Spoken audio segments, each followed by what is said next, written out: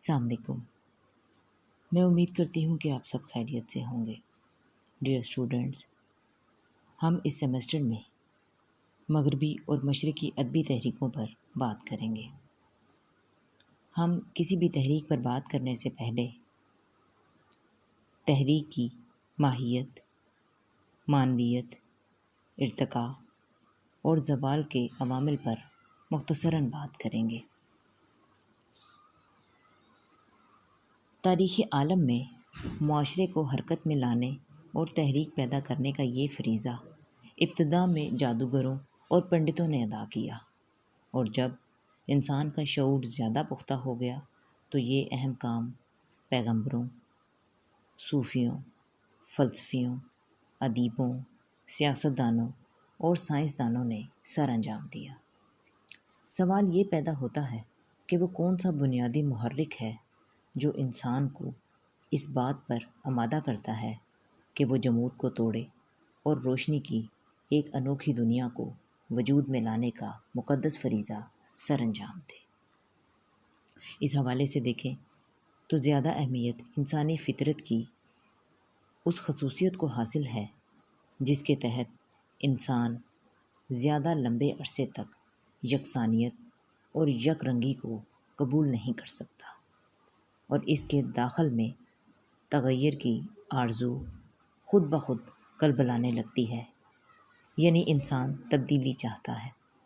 تغیر کی یہ خواہش بذات خود اتنا بڑا محرک ہے کہ ارتقاء کائنات کے بیشتر زاویے اسی کے مرہون منت نظر آتے ہیں، بلکہ بہت سے ماہرین نے تو انسانی جسم میں ایسی باریک بافتوں کا سراغ بھی لگایا ہے جو اسے خوب سے خوب تر کی تلاش پر مائل کرتی رہتی ہیں۔ چنانچہ انسان کی ذاتی دلچسپیاں، خواہشیں، احساسات اور رجحانات وغیرہ انہی بافتوں کے عمل اور رد عمل کا نتیجہ ہیں۔ جس طرح ستار کے تاروں پر مناسب مقام پر انگلی رکھنے سے لکڑی کا بے جان ٹکڑا نغمے کا زیر و بم بکھیرنے لگتا ہے، اسی طرح جسم کی یہ بافتیں انسان کے داخل کو متحرک کرتی ہیں اور اسے زندگی کی دوڑ میں ارتقاء کا اگلا قدم اٹھانے پر مائل کرتی ہیں۔ ماہرین طب کا یہ نظریہ انسان کے داخل سے تعلق رکھتا ہے اور عمل تغیر کے ان ماخذ تک رسائی عطا کرتا ہے جو انسانی جسم کے اندر فروغ پاتے ہیں۔ انہیں صرف محسوس کیا جا سکتا ہے۔ ٹائن بی نے تاریخ کا ایک مطالعے میں معاشرے کا ایک خیال افروز تجزیہ کیا ہے، اور اس کا خیال ہے کہ معاشرے کی موجود حالت میں تبدیلی کا محرک خارج سے وارد ہوتا ہے۔ تغیر کے خارجی محرکات میں معاشی، معاشرتی اور سیاسی واقعات و حادثات کو نمایاں اہمیت حاصل ہے۔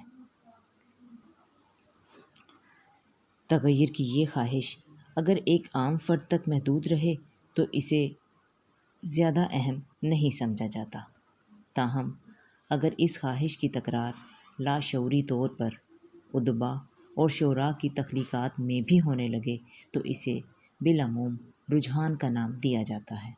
پھر اس انفرادی رجحان میں کئی اور لوگوں کی دلوں کی دھڑکنیں بھی شامل ہو جائیں تو اس کی اہمیت اور بھی بڑھ جاتی ہے، اور یہ رجحان نسبتاً وسیع طبقے کا نمائندہ بن جاتا ہے۔ صحت مند رجحان کا یہ مینار نور کے مماثل ہے جو اپنی روشنی کی کرنیں دور دور تک بکھیرتا اور گم کردہ راہ مسافروں کو مرکز نور کی طرف متوجہ کراتا ہے۔ رجحان کا اثر بالعموم تیز رفتار نہیں ہوتا، بلکہ یہ آہستہ آہستہ لوگوں کے خیالات کو منقلب کرنے اور انہیں اپنا ہم نوا بنانے کی کوشش کرتا ہے۔ کسی مخصوص رجحان کا جادو جب معاشرے کے ایک وسیع طبقے کو اپنی گرفت میں لینے میں کامیاب ہو جاتا ہے تو پھر ایک تحریک مرتب ہونے لگتی ہے۔ وہ یوں کہ رجحان کے مخفی یا بے نام لہریں معاشرے کی سطح پر کروٹیں لینے لگتی ہیں اور پھر کسی خاص سمت میں متحرک ہو جاتی ہیں۔ لہٰذا رجحان اور تحریک میں ایک فرق تو یہ ہے کہ رجحان زیادہ تر بے نام اور بے صورت ہوتا ہے، مگر تحریک واضح خد و خال میں خود کو منکشف کرتی ہے۔ دوسرے رجحان بے سمت ہوتا ہے، جبکہ تحریک ایک تیز رفتار دریا کی طرح کسی خاص سمت میں رواں رہتی ہے۔ پس رجحان جس تغیر کے لیے زمین ہموار کرتا ہے، تحریک اس کی تکمیل کے لیے جنگ لڑتی ہے اور بالآخر فتوحات کے ثمرات سمیٹنے کی کوشش کرتی ہے۔ ہر تحریک اپنا دائرہ عمل خود وضع کرتی ہے اور معینہ حدود میں رہ کر انسان اور معاشرے کی جامد حالت منقلب کرنے کی کوشش کرتی ہے۔ تحرک پیدا کرنے کے لیے تو کسی ایک مرد کی تخیلی پرواز، داخلی کلبلاہٹ، ذاتی سوچ اور انفرادی کوشش بھی کارگر ثابت ہو سکتی ہے، لیکن کسی تحریک کے وسیع اثرات کو معاشرے میں مقبول بنانے کے لیے اجتماعی کوشش بے حد ضروری ہے۔ تحریک چونکہ انفرادی عمل کم اور اجتماعی عمل زیادہ ہے، اس لیے جہاں محرک تحریک کو اہمیت حاصل ہے، وہاں وابستگان تحریک کی ذہنی، فکری اور جذباتی ہم آہنگی بھی بے حد اہم ہے۔ تاریخ تہذیب کے مختلف ادوار میں پیدا ہونے والی مذہبی، معاشرتی اور سیاسی تحریکوں کا مطالعہ اس حقیقت کو واضح کرتا ہے کہ ان کے پیروکاروں میں تحریک کے نصب العین میں یقین کامل اور منزل مراد کے حصول کے لیے ایثار اور قربانی کا بے پناہ جذبہ موجود تھا۔ چونکہ تبدیلی کی خواہش انسان کی فطرت میں شامل ہے، چنانچہ تحریک اس فطری خواہش کو نہ صرف تکمیل کی راہ دکھاتی ہے بلکہ انسان کو جبلی سطح پر آسودگی بھی مہیا کرتی ہے۔ دوسری طرف تحریک کا ہر معاون اس وسیلے سے فروغ ذات کے ایسے عمل میں مبتلا ہو جاتا ہے جو اس کو معمول سے زیادہ کام کرنے اور فاضل قوت کو ایک مخصوص مقصد کے لیے صرف کرنے پر ابھارتا ہے۔ اجتماعی تحریکوں میں فرد عام طور پر تحریک کے اجتماع میں گم ہو جاتا ہے اور اسے ذاتی نمود کے مواقع بہت کم ملتے ہیں، لیکن بڑی تحریکوں میں بنیادی سبب تبدیلی کی خواہش ہی نظر آتا ہے، اور یہاں مرکز تحریک فرد کی بجائے پورا معاشرہ ہوتا ہے۔ تبدیلی کی یکساں خواہش کے باوجود سب تحریکیں ایک ہی سمت میں سفر نہیں کرتی، بلکہ تحریک کے مطابق اپنا راستہ اختیار کرتی ہیں، جن کے حصول کے لیے عامۃ الناس کو کروٹ بدلنے پر مائل کیا جاتا ہے۔ اگر مقصد جامد معاشرے کو پرانے تصورات سے نجات دلا کر کسی نئی راہ پر گامزن کرنا ہو تو تحریک کا خط آگے کی طرف بڑھتا ہے اور تحریک ماضی سے قطع تعلق کر کے مستقبل پر اثر انداز ہوتی ہے۔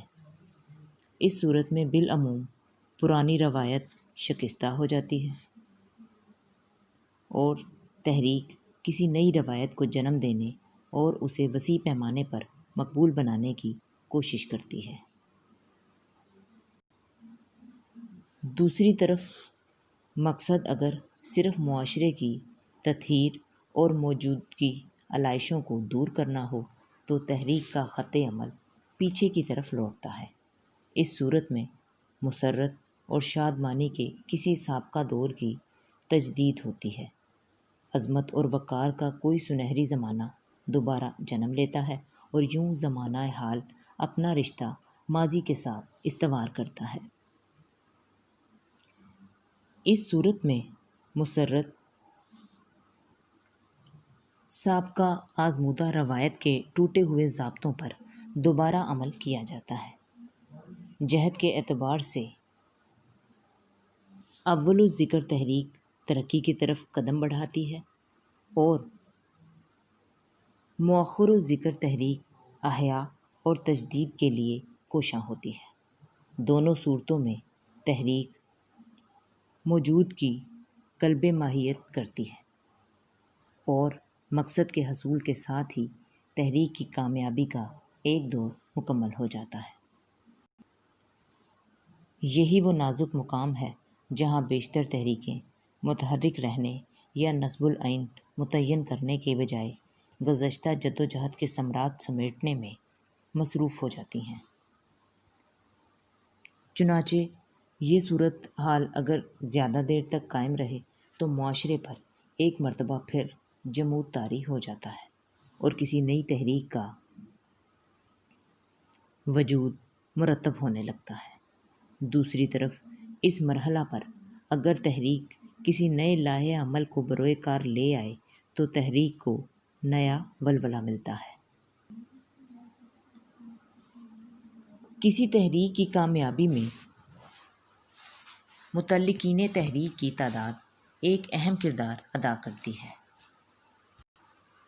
لیکن اساسی اہمیت اس نظریاتی نصب العین کو حاصل ہے جو متعلقین کو پہلے اپنی جانب متوجہ کرتا ہے اور پھر ان کے یقین کو پختگی سے ہمکنار کر کے ایثار و عمل کی ترغیب دیتا ہے۔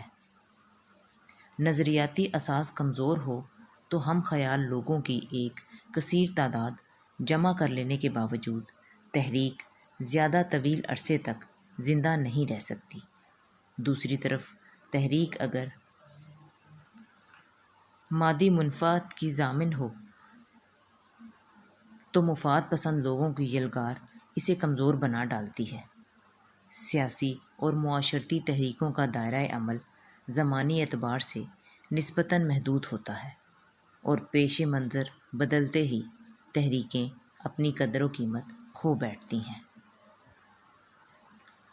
تحریک ابتدا میں انفرادی خیال، اشارہ یا تصور کی صورت میں کسی انسان کے ذہن میں پیدا ہوتی ہے اور کچھ عرصے تک اس کے باطن میں پرورش پاتی رہتی ہے، اور جب منظر عام پر آتی ہے تو افراد میں ایک مخصوص تاثر کو جنم دینے کی کوشش کرتی ہے۔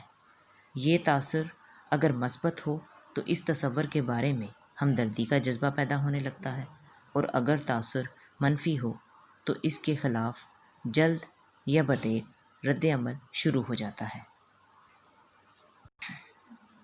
لیکن دونوں صورتوں میں وہ تصادم عمل میں آتا ہے جو جمود کو توڑتا اور انسانی ذہن کو متحرک کر دیتا ہے۔ ہر توانا تحریک اپنی عمر طبع کے دوران تقریباً 4 ادوار طے کرتی ہے۔ پہلا دور وہ ہے جس میں تحریک کا ابتدائی دور شمار ہوتا ہے، اور اس میں تحریک کا رہنما پہلے اس تصور کے بارے میں اپنا ذہن صاف کرتا ہے اور ایک واضح نظریہ مرتب کرتا ہے، اور پھر رائے عامہ کو متاثر کرنے کے لیے پہلے اپنے رفقا کے سامنے اور پھر عوام کے سامنے یہ نظریہ پیش کرتا ہے۔ اگر یہ تصور خوبصورت اور موزوں طریقے سے پیش کیا جائے اور سابقہ جمود کے طویل دور نے تغیر قبول کرنے کے لیے زمین ہموار کر دی ہو تو یہ نظریہ بہت جلد قبولیت کا درجہ حاصل کرنے لگتا ہے۔ بصورت دیگر تحریک اس ابتدائی مرحلے میں ہی بجھ کر رہ جاتی ہے۔ دوسرا دور وہ ہے جس میں عوام کا ایک بڑا طبقہ تحریک کے بنیادی تصور سے ہمدردی کا اظہار کرنے لگتا ہے، جبکہ رجعت پسند طبقہ اس کے خلاف اپنے نظریات کی برتری ثابت کرنے کے لیے اس سے مخالفت رکھتا ہے، اور یوں نئے تصور نے جو تحرک پیدا کیا ہے اسے روکنے کے لیے مزاحمت شروع ہو جاتی ہے۔ تحریک اگر جاندار ہو تو آگے بڑھتی ہے اور نئے تصور کو بالادستی حاصل ہو جاتی ہے، اور اس کے ساتھ ہی تحریک اپنی کامیابی کا ایک دور مکمل کر لیتی ہے۔ تحریک کا تیسرا دور تقلید، پیروی اور فروغ نظریات کا دور ہے۔ اس دور میں تحریک زیادہ سے زیادہ لوگوں کو اپنی طرف متوجہ کرتی ہے۔ تحریک کا ویژن یا تصور اپنی روشنی دور دور تک پھیلانے اور عوام الناس کو اپنی جانب متوجہ کرانے میں کامیاب ہو جاتا ہے۔ یعنی تحریک اپنی نئی روایت مستحکم کرنے میں مصروف ہو جاتی ہے اور عوام اس روایت کی تقلید میں ذہنی اور روحانی مسرت محسوس کرنے لگتے ہیں۔ تحریک کا یہ دور کچھ زیادہ تخلیقی نہیں ہوتا، اس لیے اس میں تحرک کم اور سکون زیادہ ہوتا ہے۔ یہی وہ دور ہے جب تحریک سابقہ تحرک کے ثمرات سمیٹتی ہے اور نظریات کو مستحکم کرنے میں مصروف ہو جاتی ہے۔ تحریک کا یہ زمانہ بالعموم امن کا زمانہ ہوتا ہے، اور اب یہ آہستہ آہستہ یکسانیت کو قبول کرنے لگتی ہے۔ یہ دور بظاہر تحریک کا عروجی دور کہلاتا ہے۔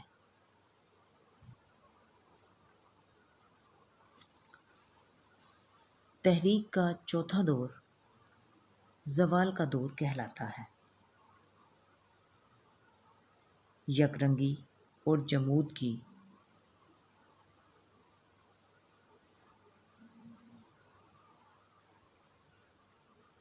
فضا اگر زیادہ لمبے عرصے تک جاری رہے تو ایک اور نیا خیال فروغ پانے کی کوشش کرتا ہے۔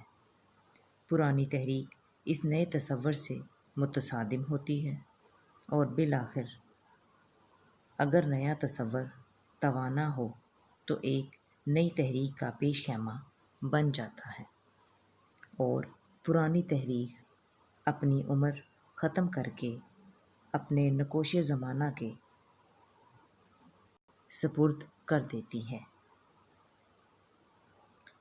ان چاروں ادوار میں پہلا اور دوسرا دور نسبتاً زیادہ اہمیت رکھتے ہیں۔